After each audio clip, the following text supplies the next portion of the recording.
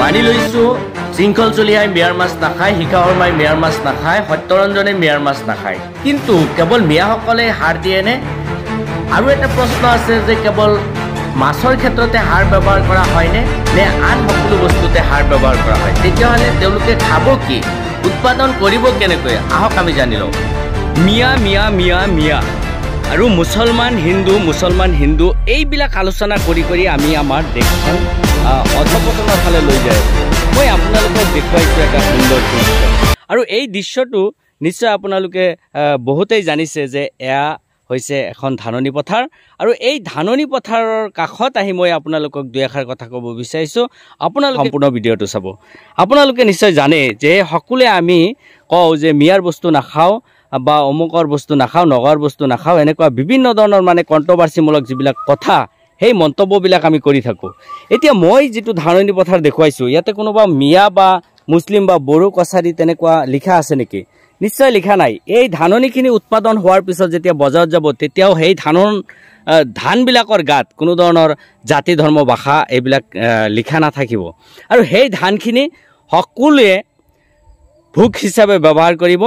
কিন্তু দেখা যায় যে এছাম মানুহবিলাকে সদায় ক্লাছিফিকেশ্যন কৰাৰ কাৰণে এনেকুৱা কিছুমান মন্তব্য কৰি থাকে, আৰু যাৰ কাৰণে সাধাৰণ মানুহবিলাক তাৰ ফল ভোগ কৰিব লাগে। হয়তো বহুতেই কৈছে যে নগাঁৱৰ মাছ নাখাওঁ, মুছলমানবিলাকৰ মাছ নাখাওঁ, মিয়াৰ মাছ নাখাওঁ, আৰু তেওঁলোকে এই কথাখিনি এইকাৰণে কৈছে যে তেওঁলোকৰ নিজৰ স্বাৰ্থ তাতে জড়িত হৈ আছে। আপোনালোকে নিশ্চয় দেখা পাইছে যে এয়া যিটো ধাননি পথাৰ, এই ধাননি পথাৰখন এনেই ইমান সুন্দৰ হৈছে নেকি? নিশ্চয় এনেই হোৱা নাই।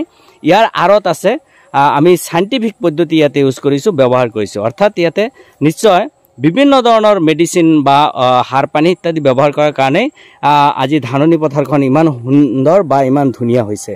আজি আপোনালোকে নিশ্চয় জানে যে এবিঘা ধাননি পথাৰৰ পৰা প্ৰায় 20ৰ পৰা 30 মোন ধান উৎপাদন কৰিব পৰা যায়। কিন্তু যদি তাতে সাৰ পানী দিয়া নহয়, ঔষধ পাতি দিয়া নহয়, তেতিয়াহ'লে সেই ধাননি পথাৰৰ পৰা আমি 3-4 মোনহে ধান উৎপাদন কৰিব পাৰিম। আৰু তেনেকৈ যদি উৎপাদন কৰা হয়, এটা হাজিৰাৰ দাম হৈছে 670 টকা, তেতিয়াহ'লে যিমানখিনি ধান হ'ব হাজিৰাৰ পইচা নোলাব। আৰু যাৰ কাৰণে মানুহবিলাকে সদায় উৎপাদনৰ ওপৰত গুৰুত্ব আৰোপ কৰে, আৰু উৎপাদন যাতে বেছি হয় সেইকাৰণে তেওঁলোকে মাথা মাৰি থাকে। যিহেতু আমাৰ আধুনিক যুগ, গতিকে আধুনিক যুগত সেই পৌৰাণিক পদ্ধতিবিলাক ব্যৱহাৰ কৰি আমি কেতিয়াও খেতি বাতি কৰিলে আমি লাভৱান নহ'ম। গতিকে আমি সদায় কি পৰিৱৰ্তনশীল পৰিস্থিতিৰ লগত নিজকে খাপ খুৱাই আগবঢ়াই যাব লাগিব।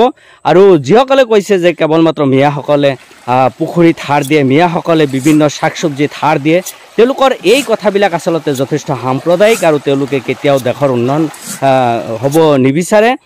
কাৰণ কেৱল মিয়াসকলে খেতিপথাৰত সাৰ নিদিয়ে, আৰু যিহেতু কেৱল অসমতেই নহয় গোটেই পৃথিৱীত খেতি বাতি কৰা হয়, গতিকে খেতি বাতি নাথাকিলে দেখোন মানুহবিলাকৰ অৱস্থা কাহিল হৈ যাব, আৰু তেওঁলোকে নিজৰ প্ৰয়োজনীয় সামগ্ৰীবিলাক বিচাৰি নাপাব।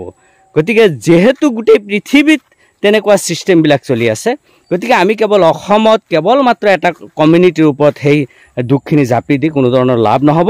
গতিকে আমি আশা কৰিছোঁ যে আপোনালোকে এনেকুৱা মন্তব্যবিলাক পাহৰি হিন্দু মুছলমান, ইয়াতে কোনোবা হিন্দু মুছলমান লিখা আছে নেকি? এই ধাননি পথাৰখনত কোনোবা হিন্দু মুছলমান লিখা আছে নেকি?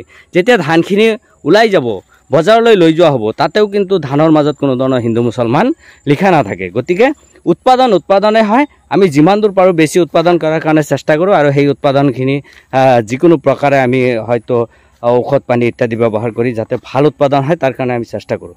গতিকে দেখা যায় যে আচলতে এইবিলাক উজনি নামনি বা বিভিন্ন জাতি জনগোষ্ঠীৰ কথা কৈ আমাৰ যিসকল সাধাৰণ খেতিপথাৰত কাম কৰা মানুহ, সেই মানুহবিলাকক যাতে অস্থিৰ কৰা নহয়, সেই মানুহবিলাকক যাতে বিপথে পৰিচালিত কৰা নহয়, মনত দুখ দিয়া নহয়, তাৰ কাৰণে আমি সকলোৱে চেষ্টা কৰিব লাগিব।